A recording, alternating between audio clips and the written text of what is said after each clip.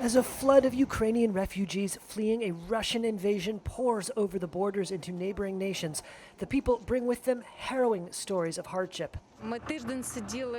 We stayed for a week near Kyiv. We thought it would be safer there than in Kyiv. But our town was bombed. We fled from there. We saw many cars left on the road, a lot of bombed cars. We were escaping to Kyiv, but now the situation in Kyiv is also scary because a few days ago they started bombing Kyiv, and it is very unsafe there. Yana, who declined to give her surname, spoke to Reuters after crossing into Romania on Monday. She's one of an estimated 1.7 million civilians displaced by the Russian onslaught. And that number could just be the beginning. Here's the European Union's foreign policy chief. If the bombings continue like this, if they continue to bomb cities in an indiscriminate manner, we can expect 5 million migrants.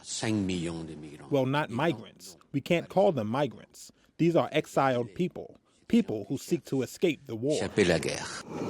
Far too many are children. At a train station in Przemysl, in southeastern Poland, volunteers waited to greet youngsters, some sent without parents, to escape the fighting. In a shelter in the nearby town Medyka, a refugee named Olena, who didn't give her last name, huddled in tents and begged the nations of Nato to enforce a no-fly zone over her country to protect the people from Russian airstrikes. Every Ukrainian just hopes that NATO will close the sky for us. Because we are ready to fight, and we are ready to protect us from tanks, from artillery, from Grad rockets. But we are not able to protect our sky. We only beg God to protect the sky because NATO is just watching, but doesn't do anything for us. We beg for protection. Poland, which has the largest Ukrainian community in Central Europe, has received more than 1 million Ukrainian refugees since the conflict began.